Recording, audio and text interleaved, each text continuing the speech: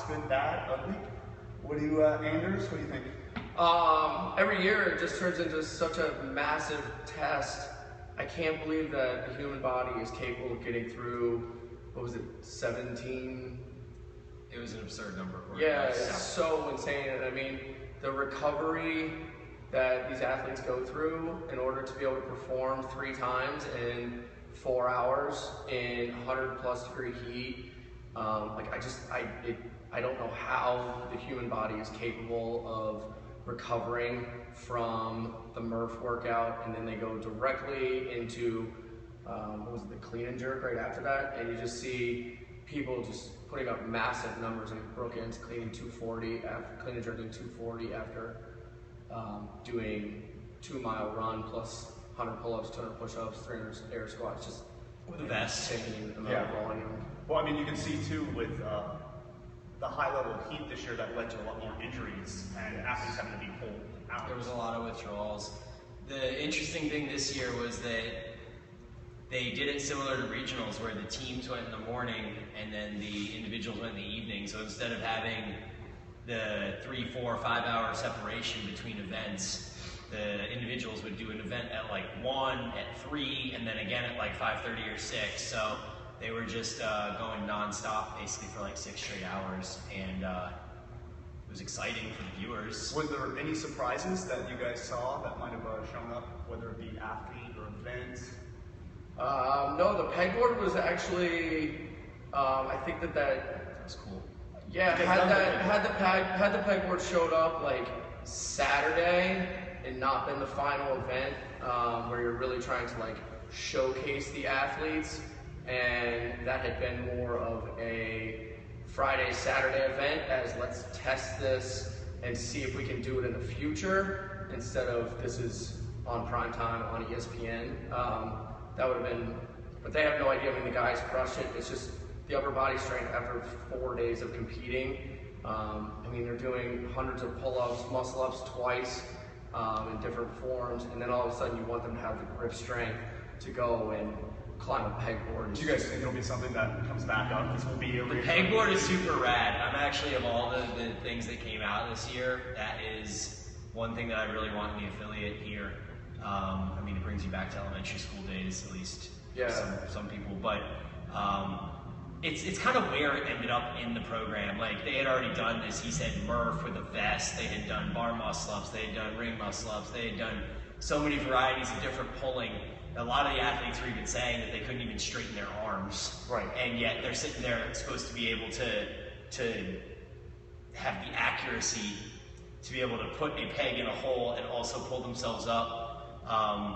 It's astounding. It's pretty amazing. So we've seen over the last few years the kind of evolution going from the open to regionals into the games, and the games seems to be taking elements that you don't really work as much. You know, the big bob, the slug, things are things. But so as a programming and getting athletes ready for that games, how would you incorporate that into their training to lead into that, or that general sports preparedness that classes is always talking about? GPP, yeah. I mean, those elements are primarily team elements. Right. The individuals weren't really subject to that. So it's something that many affiliates don't have. Like, we have no slug or worm or big bob or any of that stuff. So I think that for an affiliate that doesn't have these types of equipment, they're best off just training awkward, odd type movements, doing as many farmers carries and car pushes and sled drags, tire flips, just all sorts of weird, awkward, off-the-wall stuff. As much as you can think of, you should probably do it, even if it means like picking up a rower and carrying it around the block, or as awkward as that would be, like just something to get you out of your comfort zone and do something crazy. So with that being said, we can see some of the athletes that performed really well this year. We had a lot of new faces up at the top. Ben Smith winning, right? 7 years, grinding it out. I mean, he's been there since he was 18. Was this his year going into it, you think? He thought it was. Yeah. Well, the kid's been around so long. I think that when you watch, like, taking nothing away from Matt Frazier, going back-to-back years in second place is freaking phenomenal. But there's something about the way Ben Smith carries himself that 7 years of being at the games, you can just see the way he attacks things, especially like on the rope climb workout, where Frazier dropped a ton of points, and then the handstand push-ups at the end. There's a big difference in making reps count every single time, and if you miss one, knowing where you're at so you can rest that extra second, 2 seconds, whatever it is. Because if you miss the next handstand push-up, you're putting yourself in such a hole. You just can't dig out of that. I mean, he almost even caught him on the deadlifts, but it's impossible to get out of that hole when you miss 5 handstand push-ups at that depth. And that was a lot of the hype going into it, right? That this was Frazier's year, Froning was going to be out of it. We'll talk about that here in a second with Froning being Froning Sunday just coming in. Do you think Frazier let an opportunity skip? Yeah, I mean, you know, it's like Anders mentioned, those gymnastics movements, especially those like either deficit handstand push-ups or legless rope climbs, like when it goes, you just gotta wait. Like you can't do anything. You can't just be like, you can't rush it. You have to ensure that you're recovered enough to make that rep. And you know, we saw it at regionals the year before with Andrea Agger. She was winning the rope climb workout and then hit number 8 or 9 and just died and spent the rest of the time staring at the rope. And this is a learning experience for Frazier. Like I think he's gonna look back and realize that he should have won the games. But he tried a handstand push-up maybe 10 seconds before he should have, and he tried a rope climb maybe 10 seconds before he should have. And if he would have waited an extra 10, 15 seconds, who knows what would have happened. And coaching an athlete through that, it's difficult, right? Because you want them to push the threshold, but then you also don't want them to give too much. There's a fine line, yeah. And I mean, you just have to learn yourself. Like, I think Frazier's going to be kicking himself because he's put in this training for 2 years. And he's going to look back and be like, I should have known my body. Like, I should have known what I'm capable of and where I would have recovered. So with that, and we talked about, you guys just said, a lot of gymnastics movements this year. A little bit of, I think, a letdown was our good friend Camille LeBlanc, right? Did not come, returning champion. Her problem was that her last name is not daughter. Yes, I feel like that you need to incorporate some type of Icelandic training. And the winner this year was, I'm going to butcher it, but I think it's Katrina David's daughter. Yeah, David. It's got good genetics. I think so. Just whatever they're drinking in Iceland, they need to hook it up for the rest of us. Yeah. But this was, she had come back from, I believe, not even making the games last year. Correct. Right? And yeah.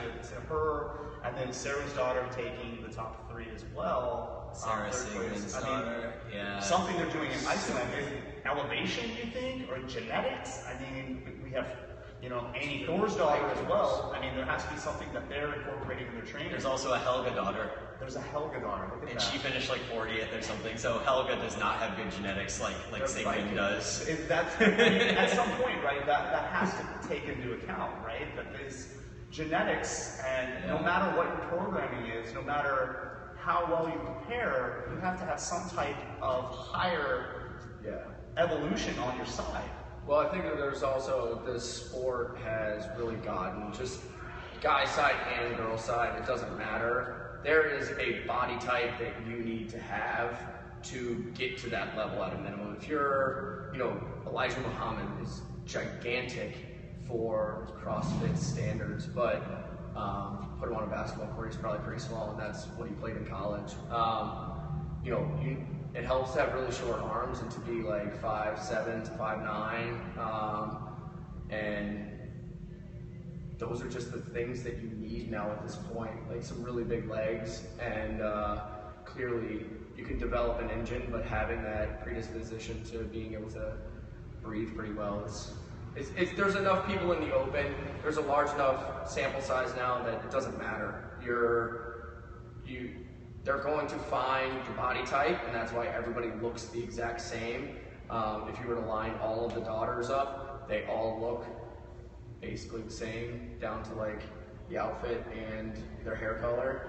And you can really, like, that's what you need to be. You need to be 5'8" to 5'10". If you're a guy, you need to weigh 195 to 205 pounds, and you need to have a gigantic engine. I mean, so we'll talk about, that was a new caveat that we saw this year, was the team division, right? I think personally watching that stuff was more impressive, if not just as impressive. The teens? The teens, yes. Oh, yeah. I mean, you had a girl doing 15-year-old girl that thrustered 165 pounds. And I mean, is that going to be the evolution of CrossFit? Are these kids that are going to be coming up are just going to be smashing these numbers that we presently have, you guys think?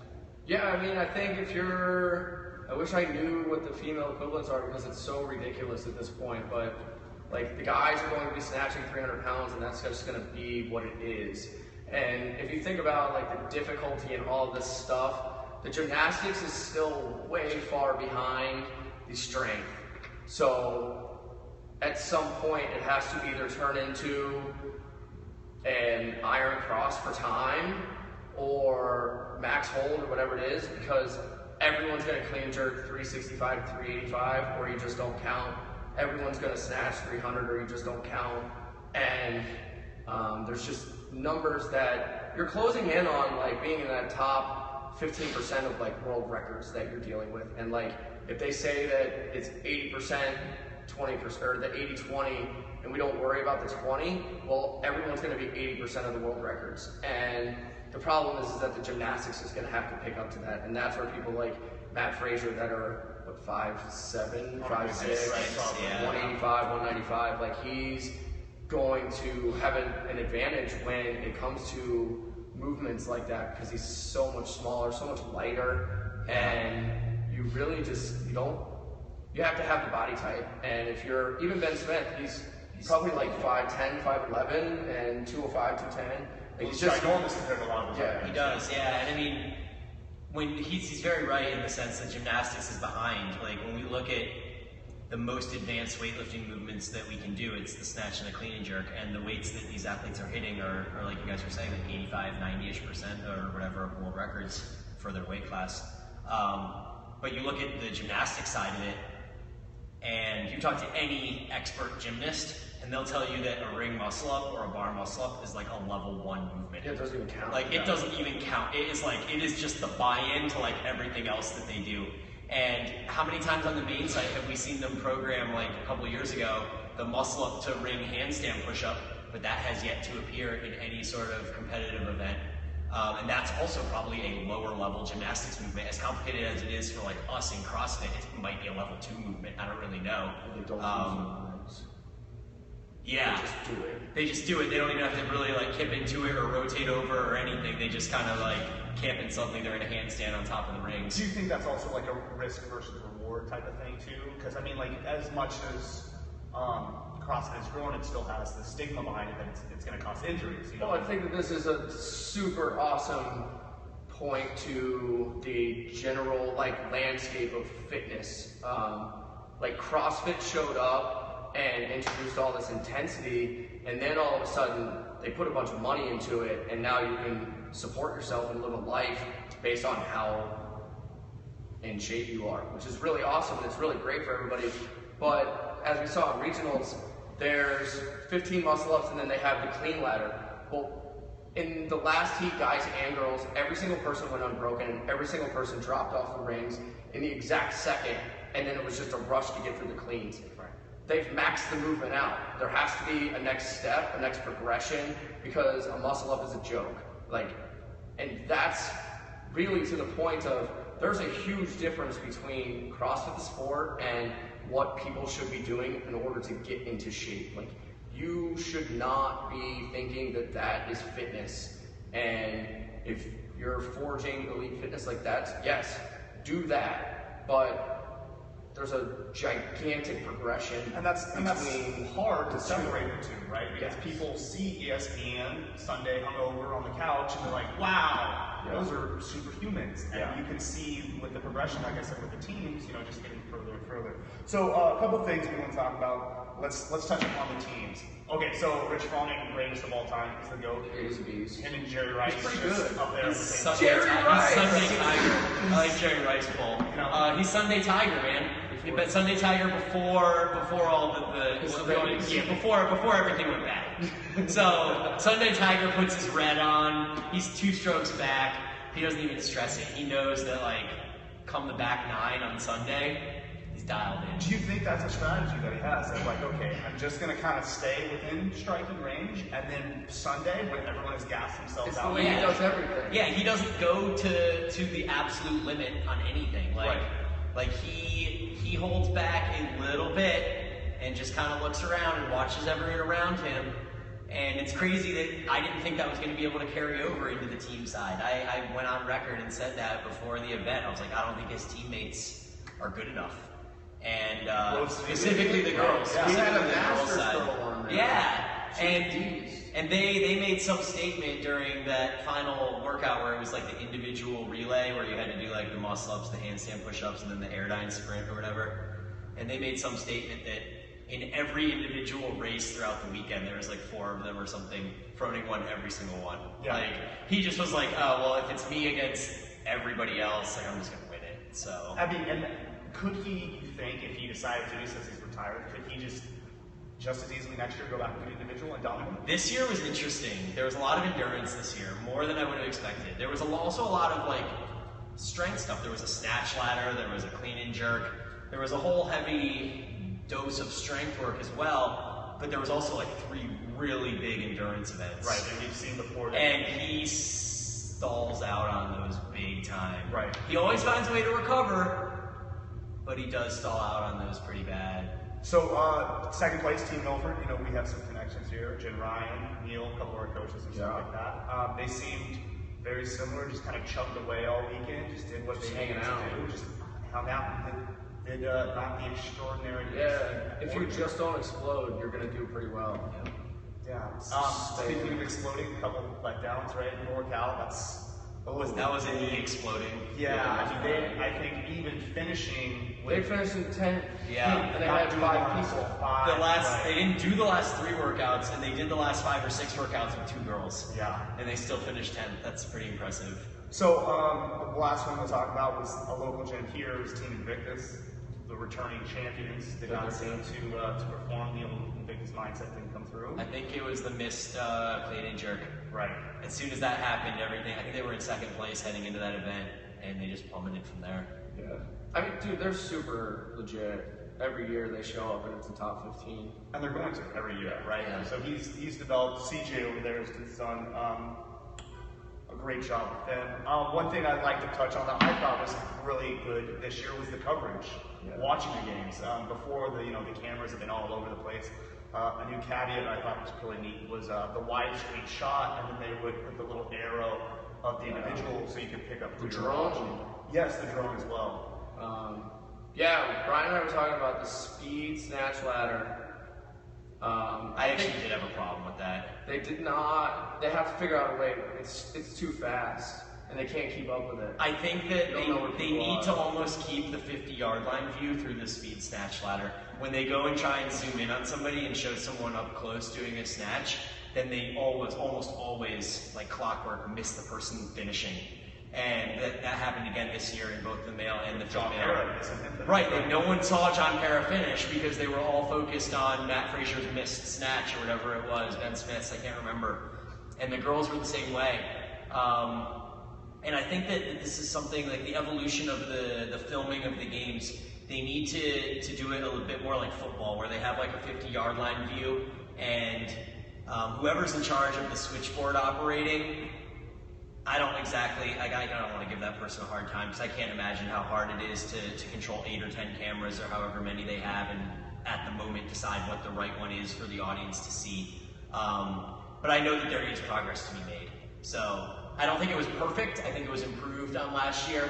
I definitely do think that there is progress to be made. One thing cool about being in this world for so long is that you get to watch it get better every year, and the majority of the time, like an overwhelming majority of the time, when something isn't right, it's significantly better next year. Like, they do their homework and they make it better. Like, they're committed to the product, and it's an awesome freaking time. Absolutely, yeah. A couple things before we close out, right?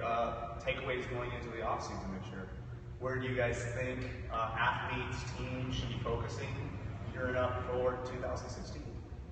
I think people just need to know what they're doing well in advance. I think that the big thing in NorCal is like the prime example. Mayhem's the prime example. Like, they had a plan going into it. They practiced together. They are all on the same page. Like, there's nobody that's not in it for the team 100%.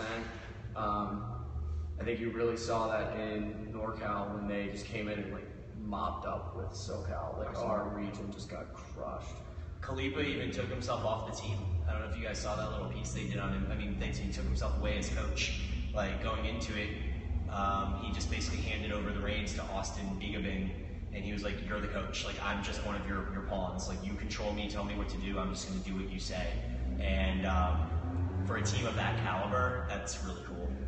So you do think the teams need that? They need someone to kind of oversee. They need someone. I don't think you can be a player coach. I think the sport has evolved to the point that trying to be a player coach inevitably creates some sort of bias, and I don't know that you can 100% see the clear picture or be the best possible person for both roles. Awesome. Well, great job, guys. First one down, right? Hopefully fire some questions away. We see you people on there. Can you see? Yeah, we have you up on the big. Well, it's sideways, so we literally are. Yeah, we're gonna turn our heads to make it. I don't know who all's in here, but if anyone's had any questions, holler at us. Oh, someone's typing. Nice. Sick team. Well, thanks for tuning in. Absolutely. Justin's the man. Good work, dude. Thanks, guys. Appreciate it.